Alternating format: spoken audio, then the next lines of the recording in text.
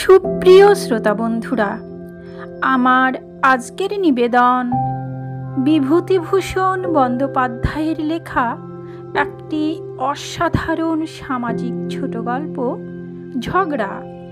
শুনতে থাকুন। সন্ধ্যার সময় কেশব গাঙ্গুলির ভীষণ ঝগড়া হয়ে গেল দুই কন্যা ও স্ত্রীর সঙ্গে।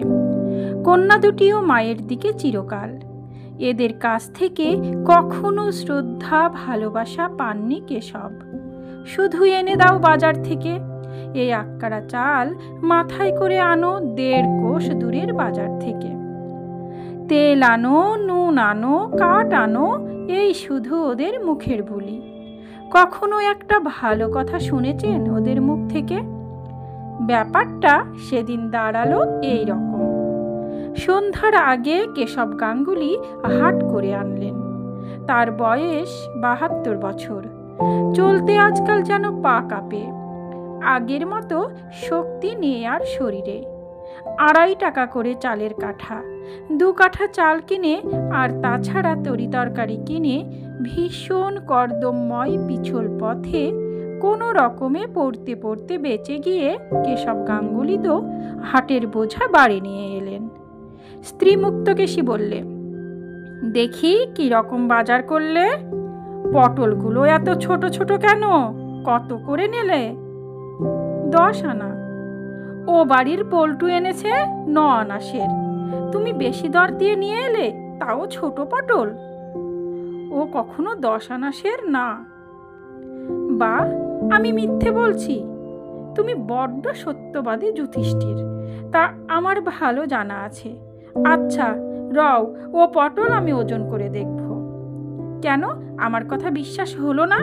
না, তোমার কথা আমার বিশ্বাস তো হয়ই না। সত্যি কথা বলবো, তার আবার ঢাক ঢাক গুড় গুড় কি। এই হলো সূত্রপাত। তারপর কেশব গাঙ্গুলি হাত পা ধুয়ে রোজকার মতো বললেন, ও ময়না, চাল ভাজা নিয়ে আয়। ময়না কথা বলে না, চাল ভাজার বাটিও আনে না। তাতে বুঝি কেশব বলেছিলেন, কই কানে কি তুলো দিয়ে বসে আছো নাকি? ও ময়না। ছোট মেয়ে ময়না নীরস সুরে বললে, চাল ভাজিনি। কেন? রোজ রোজ চাল ভাজা খাওয়ার চাল জুটছে কোথা থেকে? তাছাড়া আমার শরীরও ভালো ছিল না। কেন, তোর দিদি সেলাই করছিল। এটা খুবই স্বাভাবিক যে 72-73 বছরের বৃদ্ধ কেশব গাঙ্গুলি 10 ভারী মোট বয়ে এনে মেয়েদের এই উদাসীনতায় বিরক্ত হবেন বা প্রতিবাদে 2 কথা শোনাবেন। কিন্তু তার ফল দাঁড়ালো খুবই খারাপ। 5 জনের সামনে বলবার কথা নয়, বলতেও সংকোচ হয়। ছোট মেয়ে ময়না তাকে একটা ভাঙ্গা ছাতির বাট তুলে মারতে এলো। মেজ মেয়ে লীলা বললে, তুমি মরো না কেন? মলে তো সংসারের আপদ চোখে। স্ত্রী মুক্তকেশী বললে, অমন আপদ থাকলেও যা, না থাকলেও তা। কেশব গাঙ্গুলি রেগে ঘর থেকে বেরিয়ে গিয়ে বললেন, আমি তোদের ভাত আর খাবো না, চললাম। মুক্তকেশী ও ছোট মেয়ে ময়না একসঙ্গে বলে উঠল, যাও না, যাও। ময়না বললে, আর বাড়ি ঢুকো না, মনে থাকে যেন। শুনে বিশ্বাস হবে না জানি, কিন্তু একেবারে নির্জলা সত্যি। আপন মেয়ে বুড়ো বাবাকে ছাতি তুলে মারতে যায়। কেশব গাঙ্গুলি রাত্রে বাইরের ভাঙ্গা চণ্ডী মণ্ডপে শুয়ে রইলেন। কেউ এসে খেতে ডাকলে না, মাও না, মেয়েরাও না। সত্যি কেউ ডাকতে আসবে না এটা কেশব বুঝতে পারেননি, ধারণা করতে পারেননি। তাই ঘটে গেল অবশেষে। না খেয়ে সমস্ত রাত কাটল কেশব গাঙ্গুলির। নিজের পৈতৃক ভিটেতে স্ত্রী ও 2 কন্যা বর্তমানে। উফ, এ কথা ভাবতে পারা যায়? কেশব গাঙ্গুলি সত্যি কখনো ভাবেনি যে এতটা তিনি হেনস্থার পাত্র তার সংসারে। মেয়েরা বা স্ত্রী তাকে কেউ ভালোবাসে না, এ তিনি অনেক দিন থেকেই জানেন। কিন্তু তার বহর যে এতটা, তা তিনি ধারণা করবেন কিভাবে? ক্ষুধায় ও মশার কামড়ের যন্ত্রণায় সারা রাত কেটে গেল ছটপট করে। সকালে উঠে আগে কেশব নদী থেকে স্নান করে এসে সন্ধ্যাহ্নিক ও জপ করে নিয়ে প্রতিবেশী যদুনন্দন মজুমদারের বাড়ি চা খেতে গেলেন। যদুনন্দন বললেন, কি কাকা, আজ এত সকালে কি মনে করে?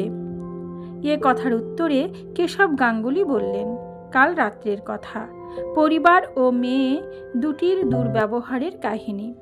যদুনন্দনের কাছে এ কথা নতুন নয়। পাড়ার মেয়েদের কানাকানির মধ্য দিয়ে কেশব গাঙ্গুলির দুরবস্থার কথা অনেক দিন শুনেছেন তিনি। তবুও বিস্ময়ের ভান করে বললেন, সে কি কাকা, বলেন কি, কাল রাত্রে খাননি? এ বড় অন্যায় কাকিমার, ছি ছি, এবেলা আপনি আমার বাড়ি খাবেন, বসুন। কেশব গাঙ্গুলি আর বাড়ি এলেন না। সেখানেই দুপুর পর্যন্ত থেকে আহারের পর যখন বাড়ি এলেন তখন এক ভীষণ কাণ্ড বেঁধে গেল। মুক্তকেশী বললে, আবার বাড়িতে কেন? যাও, দূর হো। যে বাড়িতে গিয়ে নিন্দে রটনা করে এক পাথর ভাত মেরে এলে সেখানেই যাও না। কতদিন খেতে দেয় দেখি একবার। মেয়েরাও বললে, বেশ তো, পরের বাড়ি ঢোকলা সেরে কতদিন চলে দেখি না, এখানে আবার কেন, যাও না। কাকে কি বলেছি আমি? আহা ন্যাকা, আমরা আর জানি নে। এই তো যদুদার মেয়ে ঘাটে আজ ব্যাখ্যান করেছে সবার কাছে। ওই বুড়ো মানুষ ওকে খেতে দেয়নি, দূর দূর করে তাড়িয়ে দিয়েছে, মেরেছে, সে কত কথা, আমরা শুনিনি কিছু? তা তো মিথ্যে কিছু বলিনি। মেরেছিলাম তোমাকে আমরা, খেতে দিইনি আমরা। তুমি না তেজ করে চণ্ডী মণ্ডপে গিয়ে শুয়ে রইলে, আবার লাগানি ভাঙানি পাড়ায় পাড়ায়। বেশ লাগাও, লাগিয়ে করবে কি? যাও না যেখানে খুশি, আমরা তো বলেছি বেরাও না। ছোট মেয়ে বললে, মরে যাও না, মলেই তো বাঁচি। কেশব গাঙ্গুলি ঘরের মধ্যে ঢুকে কাপড় জামা পরে এবং একটা থলের মধ্যে কাপড় গামছা পুরে নিয়ে তেড়ে ফুড়ে বাড়ি থেকে বেরোলেন। বলে গেলেন, বেশ, তাই যাচ্ছি, আর তোদের বাড়ি আসবো না, চললাম। মুক্তকেশী চেঁচিয়ে বললে, তেজ করে যেমন বেরোনো হলো তেমনি আর ঢুকো বাড়িতে, কালামুখ নিয়ে দেখবো তেজ কে জ্বর হলে দেখে, তা দেখবো। কেশব গাঙ্গুলি হনহন করে বাড়ি থেকে বেরিয়ে চলে গেলেন। হোক জ্বর, নৈহাটি থেকে এখানে এসে পর্যন্ত ম্যালেরিয়ায় ভুগছেন, দুর্বল করে ফেলে দিয়েছে বড়, তা হোক, যা হয় হবে। কেশব গাঙ্গুলি রেলে চাকুরি করতেন। চাকুরি থেকে অবসর নিয়ে নৈহাটিতে বাড়ি করেছিলেন, কিন্তু 12-14 বছর বসে খেয়ে প্রভিডেন্ট ফান্ডের সামান্য টাকা যা বাড়ি তৈরির পর অবশিষ্ট ছিল ক্রমে ক্রমে ফুরিয়ে যেতে লাগলো। এখনো ছোট মেয়ের বিয়ে বাকি, টাকা ফুরিয়ে গেলে কি খাবেন? অগত্যা নৈহাটির বাড়ি বিক্রি করে পৈতৃক গ্রামে এসে এই 2 বছর বাস করছেন। শরিকদের সঙ্গে ঝগড়া করে 2 ঝাড় বাঁশ ও বিঘে 2 ধানের জমির ভাগ পেয়ে যা হোক একরকম চালিয়ে যাচ্ছিলেন। কিন্তু মেয়ে দুটি আর পরিবারের জন্যে সত্যি তার সংসারে বিতৃষ্ণা হয়ে গিয়েছে। মেজ মেয়ের বিয়ে দিয়েছিলেন, কিন্তু স্বামীর চরিত্র ভালো নয়, সে মেয়ে তার কাছেই আছে। বিয়ের 2 বছর পর থেকে সব দিক থেকেই তার গোলমাল। ভেবেছিলেন ছোট মেয়েটার বিয়ে দিয়ে একরকম নির্ঝঞ্ঝাট হবেন, কিন্তু আর সংসারে তার দরকার নেই।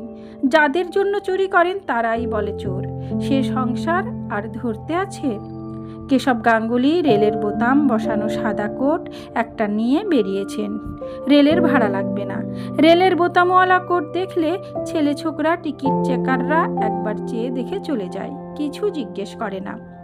একটি পয়সা তার নিজের হাতে নেই। 1000 টাকা আছে স্ত্রীর নামে, আর 1000 তিনেক আছে অবিবাহিত ছোট মেয়ের নামে। যদি তিনি মারা যান মেয়ের বিয়ে দেওয়ার আগেই, কারণ বয়স তার যথেষ্ট হয়েছে, তাই বন্ধু বান্ধবদের পরামর্শে নৈহাটিতে থাকতে বাড়ি বিক্রির টাকা থেকে ছোট মেয়ের নামে টাকাটা রেখেছিলেন। আজ চাইলে কেউ একটা পয়সা তাকে দেবে না, স্ত্রী না মেয়ে। তাই হাটের পয়সা থেকে 2-4 আনা এদিক ওদিক করতেন কেশব গাঙ্গুলি। করলে চলে না, তার নিজের একটু নস্যি, একটু তামাক, হয়তোবা ইচ্ছে হলো 2 পেয়ালা চা কিনে খেলেন। এ পয়সা আসে কোথা থেকে? মুক্তকেশী এ সন্দেহ করেছিল আগে থেকেই, তাই স্বামী হাট থেকে ফিরলে জিনিসপত্রের ওজন দর দস্তুর সম্বন্ধে খুঁটিয়ে খুঁটিয়ে জিজ্ঞেস করে। দাড়ি ধরে আলু, পটল, চাল, ডাল ওজন করে নেয়। পাড়ার ছেলেদের জিজ্ঞেস করে, হ্যাঁ রে, আজ হাটে পটল কত সের? ও নিতাই, আজ হাটে মাছ কত করে সের? তবুও কেশব গাঙ্গুলিকে সামলানো অত সহজ নয়। 40 বছর তিনি রেলে কাজ করে এসেছেন। মুক্তকেশী যতই কৌশল করুক, যতই সতর্ক হোক, কেশব গাঙ্গুলির ভাগ ধরতে পারা অত সহজ কাজ বুঝি? পটলের মধ্যে বাসি তাজা নেই, দেখলে হয়তো ঠিক ধরা যায় না, কিন্তু দর বিভিন্ন। মাছের মধ্যেও দরের তারতম্য নেই। কত ধরবে মুক্তকেশী? না ধরলেই বা কেশব গাঙ্গুলির বাজে খরচ চলে কোথা থেকে? চাইলে স্ত্রীর হাত থেকে পয়সা বার করা শক্ত, ওই নিয়েই তো যত ঝগড়া। কেশব গাঙ্গুলি বাড়ি থেকে বেরিয়ে স্টেশনে এসে পৌঁছালেন বেলা 3টের সময়। কাল হাট থেকে ফিরবার সময় 6 আনা পয়সার হেরফের করেছিলেন। সেই পয়সা পকেটে খুচরো আছে, আর আছে গুপ্তস্থান থেকে সন্তর্পণে বার করা 3 টাকা 7 আনা। এই 3 টাকা 13 আনা ছাড়া জগতে তার বলতে আর কোথাও কিছু নেই। হ্যাঁ, অবশ্যই পকেট ঘড়িটা আছে, সেটাও রেলের জামার বুক পকেটে এনেছেন। বিক্রি করলে 30-40 টাকা হবে। সেকালের কুরু ভাইজার ফ্রেরিসের ঘড়ি, এখনকার মতো ফংবেনে জিনিস নয়। স্টেশনের কাছে একটা জাম গাছের তলায় পাকিস্তানের উদ্বাস্তুদের পান বিড়ির দোকান। পান কিনলেন 2 পয়সার, বিড়িও 2 পয়সার। দেশলাই একটা কত, 4 পয়সা, দাও একটা। পান খেয়ে বিড়ির ধোয়া টেনে কেশব গাঙ্গুলির শরীরের কষ্ট খানিকটা দূর হলো। এতক্ষণ চিন্তা করবার মতো অবস্থা তার ছিল না। তিনি আপাতত যাবেন কোথায় সেটা কিছু ঠিক করেননি, না করেই বাড়ি থেকে বেরিয়েছেন অবশ্যই। এখনো ট্রেনের ঘণ্টাখানেক বিলম্ব আছে। যাবেন কোথায়? যেখানে যান যেতে তো হবে। 3 টাকা 13 আনায় স্বাধীনভাবে খাওয়া কতদিন চলবে? মেয়ের বাড়ি যাবেন। জামাই কাজ করে টিটাগড়ে কাগজের কলে, টিটাগড়েই বাসা। সেখানে যেতে লজ্জা করে। এই গত জ্যৈষ্ঠ মাসে সেখানে গিয়ে 2 দিন ছিলেন। অবশ্যই জামাই ষষ্ঠীর তত্ত্বস্বরূপ নিয়ে গিয়েছিলেন কিছু আম ও 2টো কাঁঠাল। বারবার জামাই বাড়ি যেতে আছে। বিশেষ করে আজকাল রেশনের চালের দিকে কারো বাড়িতেই একবেলার বেশি 2 বেলা থাকতে নেই। কি মনে করবে যে কাল পড়েছে? ট্রেন এসে পড়ল। উঠে বসলেন এক কোণে। রেলের জামা আছে, টিকিট লাগবে না। হু হু করে ট্রেন চলল। কাশফুলের ক্ষেতে কাশফুল ফুটতে শুরু করেছে। খুব বৃষ্টি হওয়ায় ধানের ক্ষেত জলে ডুবুডুবু। অনেক জায়গায় এখনো ধান বুনছে। আমন ধান এবার নাবি। খুব ভালো করেছেন কেশব। যখন কাজ থেকে অবসর নিলেন তখন প্রভিডেন্ট ফান্ডের দরুন 9,000 টাকা পেয়েই যদি তা থেকে কিছু ধানের জমি কিনতেন নিজের নামে, তবে আজ স্ত্রী আর মেয়েরা এমন হেনস্থা করতে পারত? স্ত্রী আর মেয়েদের দুর্ব্যবহারের কথা মনে আসায় চোখ দিয়ে জল পড়ল। কোচার খুঁটে মুছলেন। কি না করেছেন ওদের জন্যে? এই ছোট মেয়েটার নৈহাটিতে থাকতে একবার টাইফয়েড হয়েছিল। কেশব গাঙ্গুলি রাত জেগে ঘন্টায় ঘন্টায় থার্মোমিটার দেখেছেন, ওষুধ খাইয়েছেন। কই অবহেলা করতে পেরেছিলেন? 160 টাকা খরচ হয়ে যায় সেই অসুখে। ওই স্ত্রী মুক্তকেশীর সেবার হাঁপানির মতো হলো। চুচুড়াই নিয়ে গিয়ে সপ্তাহে সপ্তাহে কবিরাজ দেখানো, অনুপানের ব্যবস্থা করা, পাছে আগুনের তাতে কষ্ট হয় বলে রাঁধতে দিতেন না, রান্নাঘরের কাছে যেতে দিতেন না। রাত্রে শুয়ে ভাবতেন, এই বয়সে হাঁপানি হলো, মুক্তকেশী বড় কষ্ট পাবে, কি করা যায়? রঘুনাথপুরের পীতাম্বর দাসের কাছে হাঁপানির মাদুলি পাওয়া যায়, তাই কি আনবেন? কত ভেবেছেন, কত ব্যস্ত হয়েছিলেন। সেই মুক্তকেশী তাকে আজ বললেন, বাড়ি থেকে বেরিয়ে যাও, আর এসো না। ছোট মেয়ে বললে, মরো না তুমি, মলেই বাঁচি। তুমি মলেই বাকি। কেন, তিনি কি ওদের জন্য কিছু করেননি? চিরকাল রেলে চাকরি করেছেন, তবে কাদের জন্য? খাইয়ে মাখিয়ে বড় না করলে ওরা অত বড় কি করে হলো? আজ কিনা তিনি মরে গেলে ওরা বাঁচে। তিনি আজ সংসারের আপদ। এই 73 বছর বয়সে, এই 73 বছর বয়সে গত আষাঢ় মাসে যখন কাঠের ভয়ানক অভাব ছিল, তখন তিনি বাঁশঝাড় খুঁজে খুঁজে শুকনো বাঁশ কঞ্চি কেটে গোয়ালে ডাং করেননি? পাছে স্ত্রী মেয়েদের কষ্ট হয়, এই ভীষণ জলকাদার পথে মোট বয়ে নিয়ে যাননি? যাক, এসব কথা তিনি বলতে চান না, তবে মনে কষ্ট হয় এই ভেবে যে সংসার কীরকম অকৃতজ্ঞ। যাদের জন্য সারা জীবন খেটে খেটে গায়ের রক্ত জল করেছেন, তারাই আজ বলে কি না তিনি মলেই তারা বাঁচে, তাদের কোনো ক্ষতি হবে না। কেশব গাঙ্গুলির মনটা হাহা করে উঠল, চোখে আবার হুহু করে জল এলো। কোচার খুঁটে মুছলেন। আজ যদি টিকিট। কেশব গাঙ্গুলি মুখ তুলে চমকে চাইলেন একটি ছোকরা। কেশব গাঙ্গুলি বললেন, রেলওয়ে সার্ভেন্ট। ছোকরা চলে গেল। বেশ ছেলেটি, ওই রকম একটি ছেলে যদি আজ তার থাকতো, তাহলে ওরা এমন কথা বলতে সাহস পেত না। সবই অদৃষ্ট। ছেলে তার হয়নি, হয়েছিল। তখন তিনি 3 পাহাড় স্টেশনের তার বাবু। ছেলের নাম ছিল শান্টু। প্ল্যাটফর্মে হেলে দুলে চলে বেড়াতো। আজও বেশ মনে আছে। তাকে বলতো, বাবা আমাকে পুরনো টিকিট দেবে? পুরনো টিকিট হাতে পেলেই সে হঠাৎ মুখে পু শব্দ করে ট্রেন ছেড়ে দিত। তারপর ঝকঝক করতে করতে প্ল্যাটফর্মের ধারে ধারে খানিক দূর মাথা নাড়তে নাড়তেই কেমন যেত। মালকুলি রামদেবকে বলতেন শিশুকে ধরে বাসায় দিয়ে আসতে। সে ছোট পায়ে ছুট দিত, আর রামদেব খোকাবাবু খোকাবাবু বলে ছুটত। এই দৃশ্য আজও এই এখনই চোখের সামনে দেখতে পাচ্ছেন কেশব। 1.5 বছর বয়সে শান্টু মারা যায়। আজ 36 বছর আগেকার কথা। তবুও যেন মনে হয় সেই সাহেবগঞ্জ স্টেশনের প্ল্যাটফর্মে বড় ঘোড়া নিম গাছটার ছায়ায় আজও শান্টু সেই রকম ছুটে ছুটে খেলা করে বেড়াচ্ছে। নৈহাটি। কেশব গাঙ্গুলির চিন্তাসূত্র ছিন্ন হয়ে গেল। তিনি তাড়াতাড়ি গাড়ি থেকে নেমে পড়লেন। সন্ধ্যার আর বিলম্ব নেই। এখানে সাবেক বাসা ছিল। 2-4 জন বন্ধুর সঙ্গে আলাপ আছে। তাদের কারো বাড়ি যাবার ইচ্ছে নেই। তবুও না গেলে রাত্রে থাকবেন কোথায় এই অভদ্র বর্ষাকালে? খাবেনই বাকি। রমাপতির বাড়ি যাবেন। রমাপতি কুণ্ডুর বড় গোলদারি দোকান ও রেস্টুরেন্ট। নাম দি কমলাপতি মডার্ন রেস্টুরেন্ট। রমাপতির বড় ছেলের নাম কমলাপতি। তার ছেলে শান্তি এই রেস্টুরেন্টে বসে। খুব বিক্রি। 4-5টা ছোকরা চা খাবার দিতে দিতে হিমশিম খেয়ে যাচ্ছে।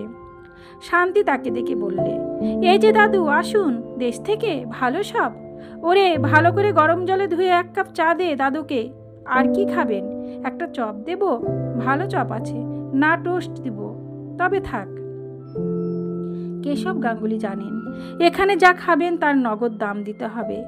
তাই 1 কাপ চা খেয়ে তিনি বললেন, আজ্ঞে হ্যাঁ, একবার যাব দেখা করতে। তোমার দাদু বাড়িতে আছেন? তোমার বাবা ভালো? যান না, এখন বৈঠকখানাতেই বসে আছেন। আর শশী কাকা আছেন। আচ্ছা, আসি। কেশব গাঙ্গুলির মনটা খারাপ হয়ে গেল। ব্যবসাদারের চক্ষু লজ্জা নেই। সংসার বড় কঠিন জায়গা। তবুও রমাপতির বাড়িতেই গেলেন। রমাপতি কুণ্ডু তার সমবয়সী। তাকে দেখে খুশি হলো।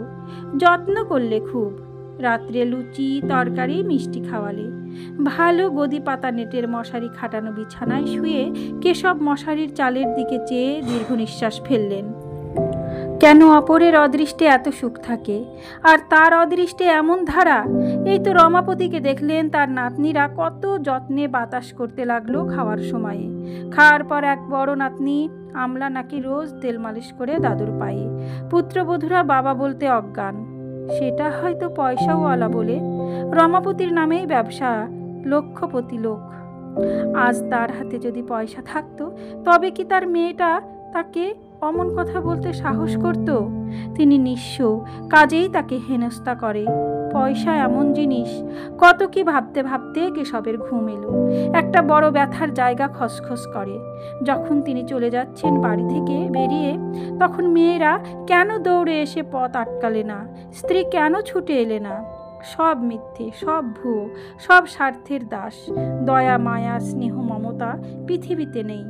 রমাপতি কুণ্ডু লাখপতি, তাই আজ নাতি নাতনি তার পায়ে তেল মালিশ করে, পুত্রবধূরা দুধের বাটি মুখে ধরে। যদি তার টাকা থাকতো, তার আদরও ওই রকমই হতো। সকালে উঠে রমাপতি কুণ্ডু বললেন, গঙ্গা স্নান করবেন না গাঙ্গুলি মশাই? গঙ্গাহীন দেশে থাকেন, গঙ্গা স্নানটা করলে ভালো হতো। দুজনে গঙ্গা স্নান করে এলেন। তারপর রমাপতি ছোট নাতনি তাদের দুজনের জন্য শ্বেত পাথরের রেকাবিতে কাটা পেঁপে, কলা, নাশপাতির টুকরো আর সন্দেশ, রসগোল্লা ও চমচম নিয়ে এলো।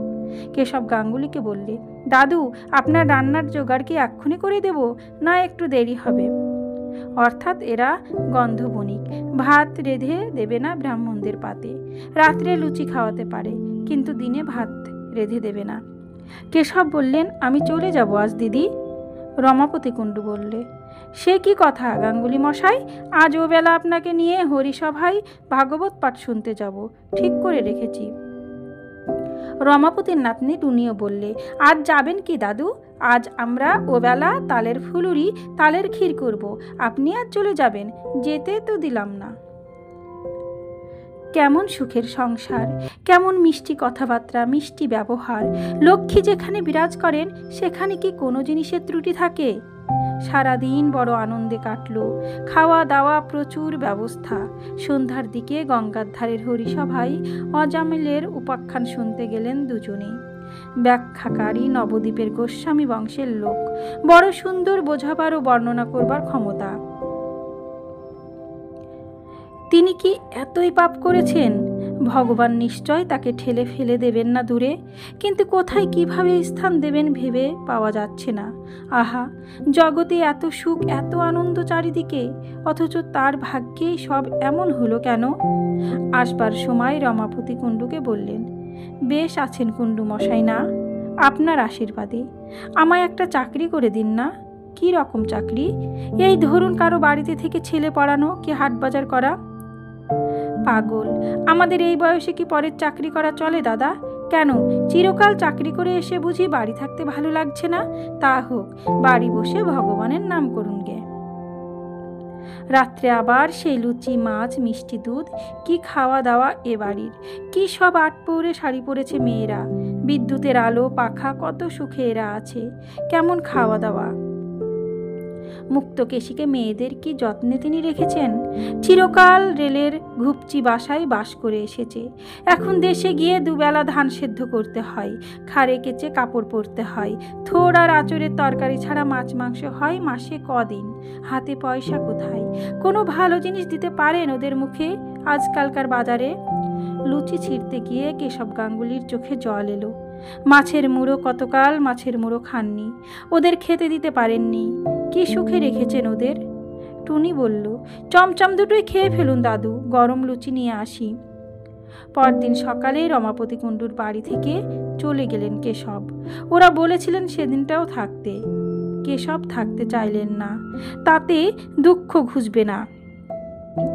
এ কি জগতের নিয়ম! এ জগতে কেউ কি ভালোবাসার নেই? বিচার করবার, দণ্ড দেবার সকলেই আছে। বেলা দুপুর হলো। একটা হোটেল থেকে কিছু খেলেন হুগলিতে, হুগলি থেকে গেলেন ব্যান্ডেলে। উদ্দেশ্যহীন ভ্রমণ। রাত হয়ে আসছে। এই বর্ষায় থাকবেন কোথায়? রাত্রে ভীষণ বৃষ্টির মধ্যে স্টেশনের একটা বেঞ্চির ওপর শুয়ে রইলেন। শীত করতে লাগলো ঠান্ডা বাতাসে। গায়ে দেবার কিছু আনা উচিত ছিল, আনা হয়নি, ভুল হয়ে গিয়েছে। ভুল, ভুল, সব ভুল জীবনে। চাকরি করা ভুল, বিয়ে করা ভুল, সংসার করা ভুল, সন্তান উৎপাদন ভুল, কারো কাছে স্নেহ মমতা আশা করা ভুল, সব ভুল। জীবনটা একটা মস্ত ভুল, একটা মস্ত ফাঁকা, একটা মস্ত ফাঁকি। না, ওসব আর তিনি ভাববেন না। 4 দিন পরে কেশব গাঙ্গুলির হাতের সব টাকা ফুরিয়ে গিয়েছে। ব্যান্ডেল স্টেশনের বেঞ্চিতে শুয়ে এ কদিন কাটল। কাল থেকে কিছু খাওয়া হয়নি, খুব খিদে পেয়েছে। চলবেন কি করে তার? শরীর ঝিমঝিম করছে খিদেতে। 73 বছর বয়সে খিদে সহ্য করবার মতো শক্তি নেই তার। সত্যি বড় খিদে পেয়েছে। কি করবেন এখন? ঘড়িটা বেচবেন? মনে পড়ে তার প্রথম যৌবনে তিনি ব্যান্ডেল স্টেশনের সিগন্যাল ক্লার্ক ছিলেন। ওই তো তার সেই ঘর, সেই টেবিল, সব সেই রকমই আছে। তার কোয়ার্টার সেখানে ছিল না। গঙ্গার ধারে একটা ছোট বাড়ি ভাড়া করে পিসিমাকে নিয়ে থাকতেন। বাসার কাছে একটা ঘোড়া নিম গাছ ছিল। 50 বছর আগেকার কথা, অর্ধ শতাব্দী। আশ্চর্য, সেই টেলিগ্রাফের টেবিলটা আজও আছে।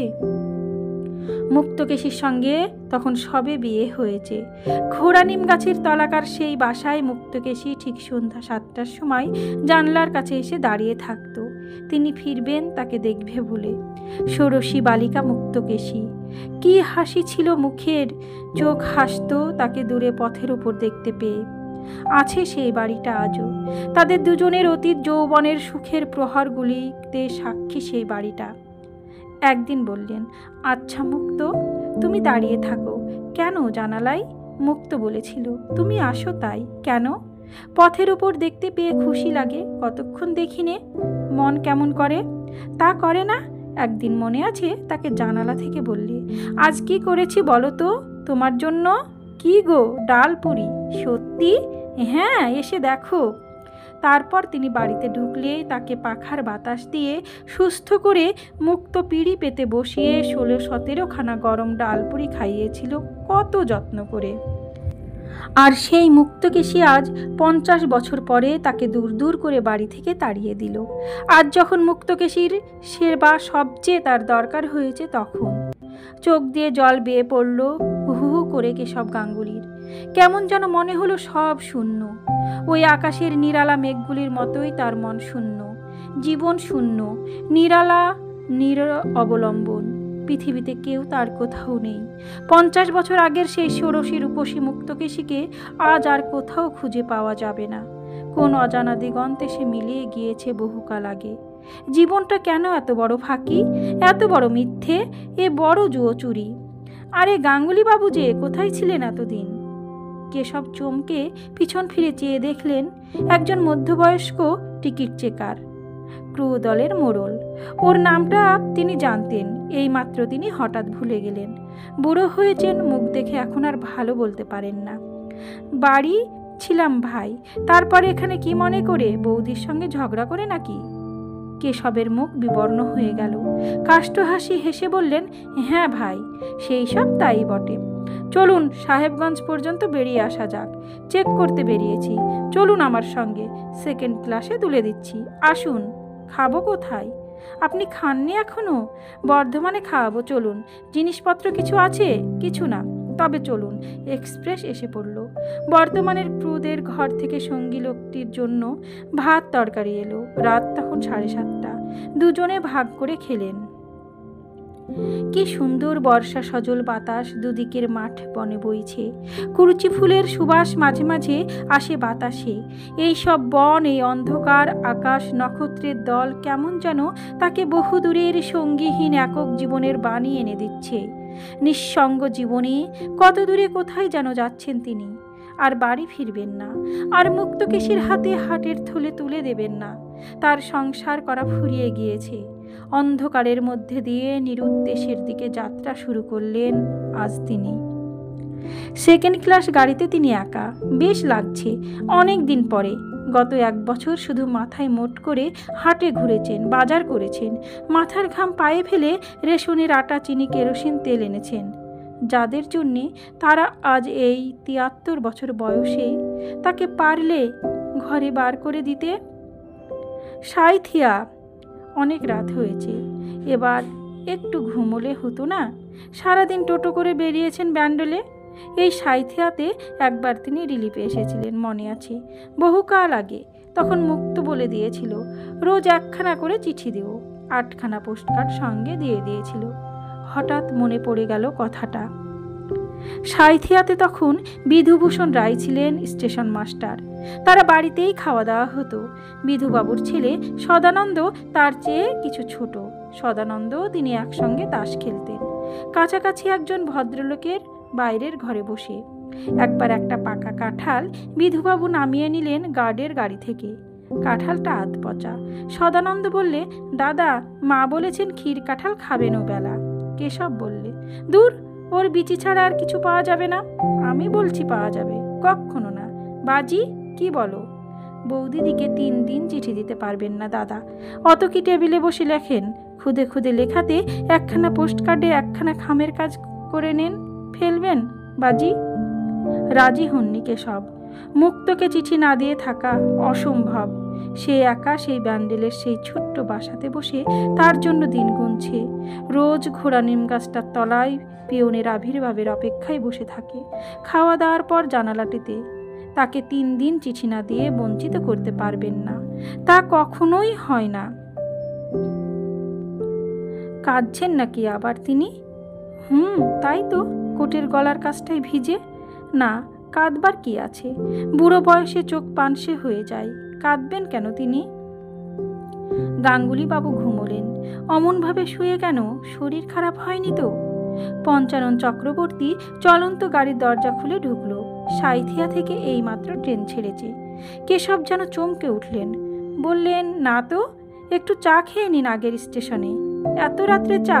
পাগল হয়েছ ভাইয়া, আমি চা খাইনি এত রাত্রে, তুমি খাও, ঘুমোবে না? আরও গোটা কতক স্টেশন পার হয়ে যায়। এখন না, আপনি ঘুমিয়ে পড়ুন। পঞ্চানন চক্রবর্তী ক্রু চলে গেল।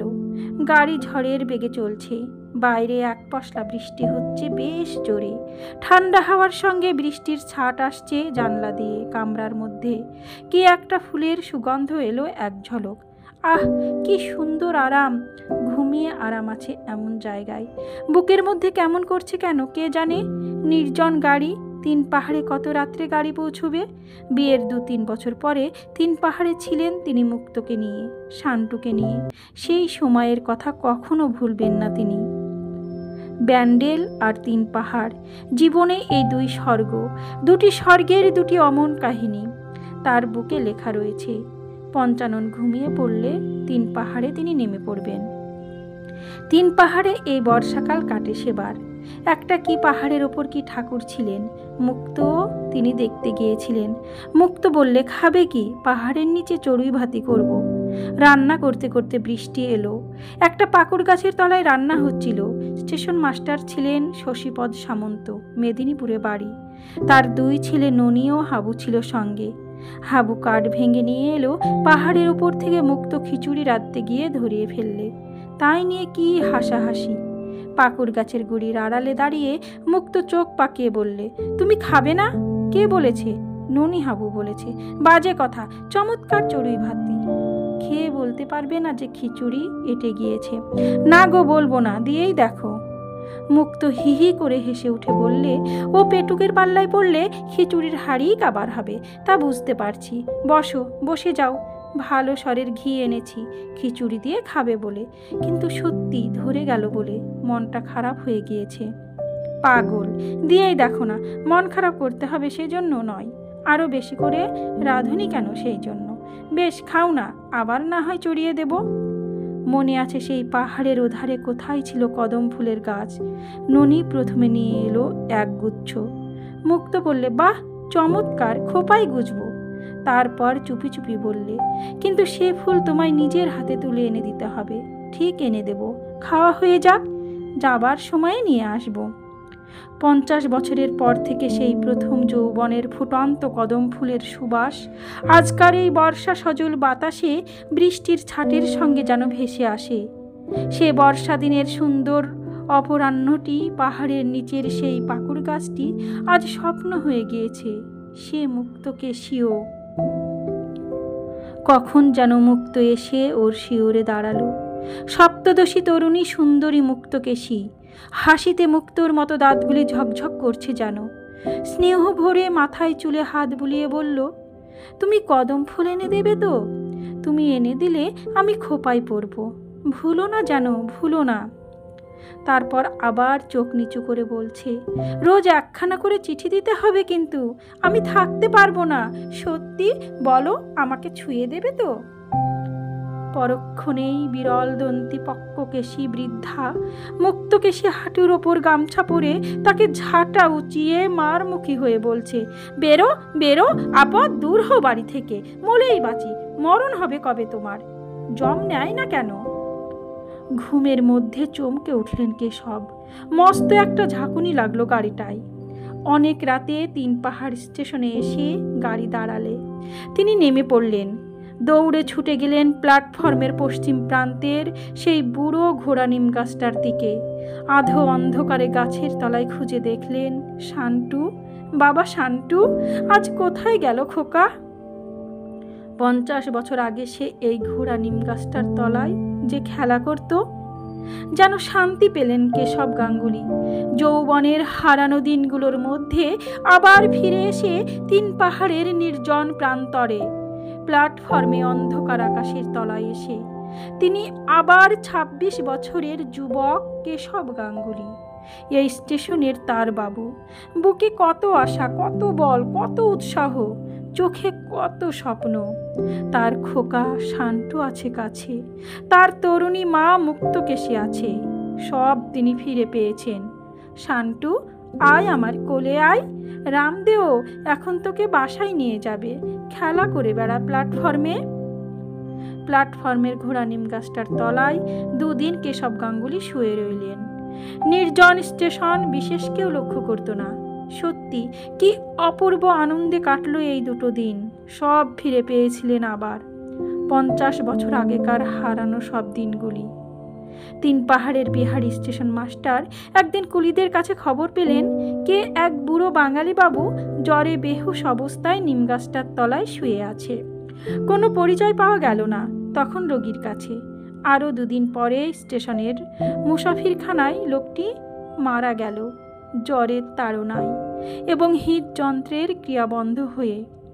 তখন মৃত ব্যক্তির শিওরের তলা থেকে রেলের বোতামযুক্ত কোড বের হওয়াতে 4 ধারে জানাজানি হলো এবং ক্রোম্যান পঞ্চানন চক্রবর্তী এসে পড়ে সব পরিচয় দিলে।